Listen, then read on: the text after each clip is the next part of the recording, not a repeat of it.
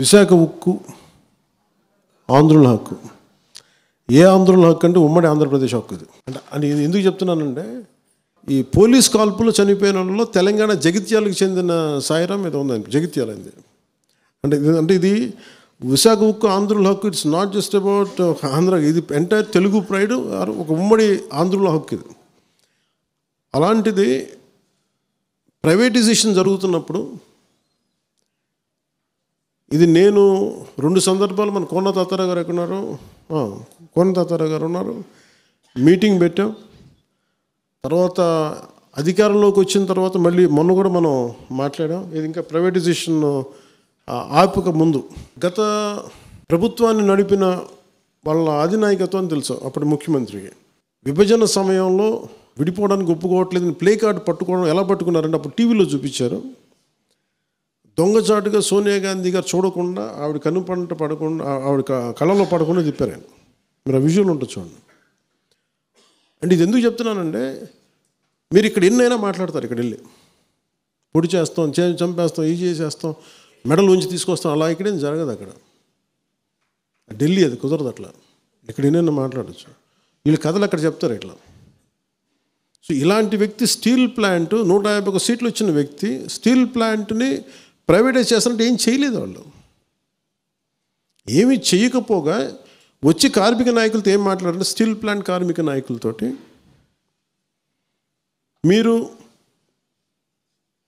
వదిలేసుకుని మీకు individual plots చేసేస్తాను, మీకు కొంత ప్లాట్లు ఇచ్చేస్తాను, మీకు ఇన్ని కోట్లు వస్తాయంటే చాలామంది కార్మిక సంఘాల నాయకులు ఇది ఒప్పేస్తున్నారు. కొంతమంది, నేను ఇది మొన్న క్రాస్ చెక్ చేసుకున్నాను. మళ్ళీ మన ఆఫీసులో నేను పదవి తీసుకున్న తర్వాత మాట్లాడినప్పుడు అది మేము చేయలేదని కొంతమంది చేశారు, బట్ కొంతమంది చేశారు. అంటే ఎప్పుడు దీంట్లో సమస్య ఎక్కడ ఉంది స్టీల్ ప్లాంట్కి ఎప్పుడు అంటే, ఒకటి ఉత్పాదకత లేకుండా పెట్టుబడి 1000 కోట్లు 10,000 కోట్లు పెట్టుబడి పెట్టి పీనట్స్ నుంచి వస్తుంటే ఖచ్చితంగా నష్టం, అది ఎప్పటికైనా సరే.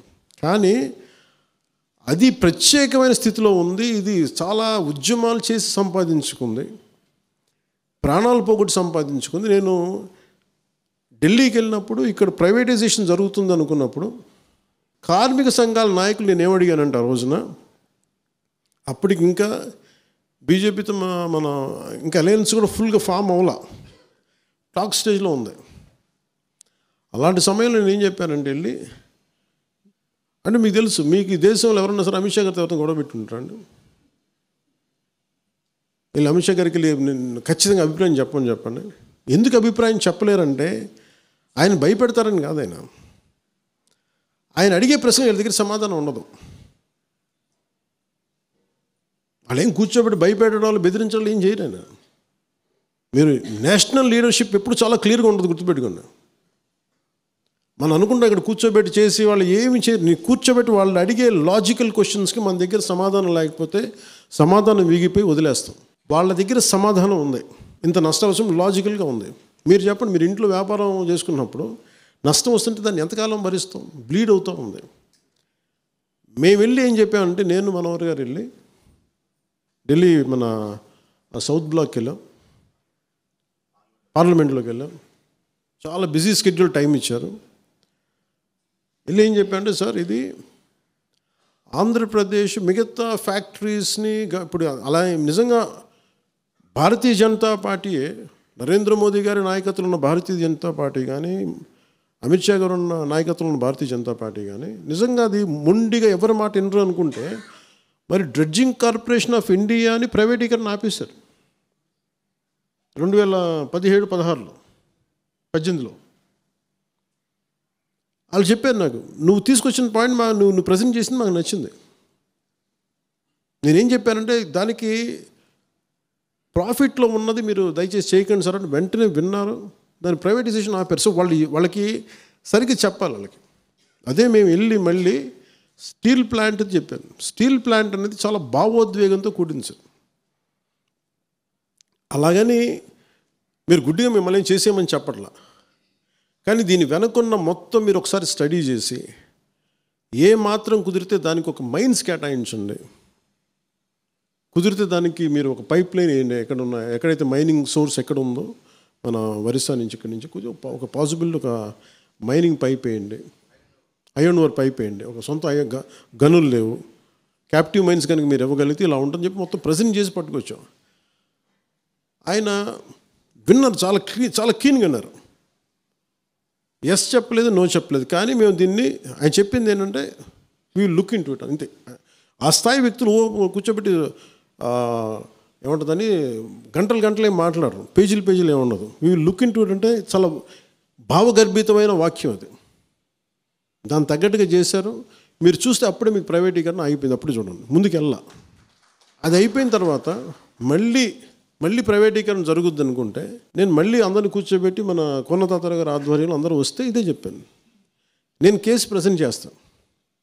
మేము మళ్ళీ ప్రజెంట్ చేస్తే దానికి 10,000 crores ఎంతో ఇప్పుడు పంపించారు, 14,000 crores.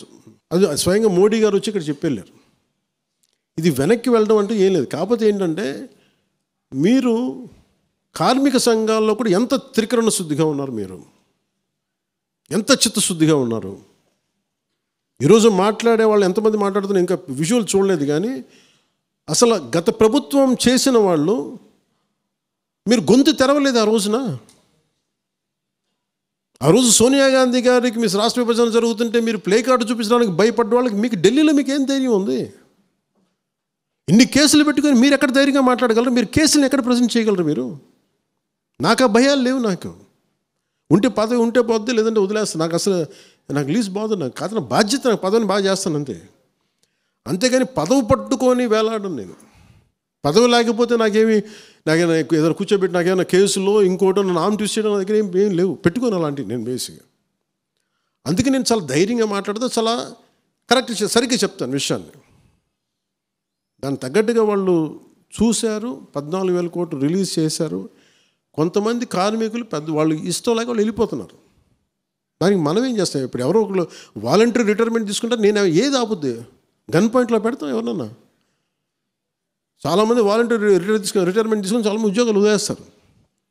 సో దీన్ని వీళ్ళు గొడవ చేస్తున్నారనే దాన్ని మీరు 100% ఒకటి బయటికి చాలా బలంగా చెప్పండి. ఇంక్లూడింగ్ మన సభ్యులందరూ, మన ఎమ్మెల్యేలు కానీ, ఎమ్మెల్సీలు కానీ, ఎంపీలు కానీ మీరు చాలా బలంగా మాట్లాడాలి.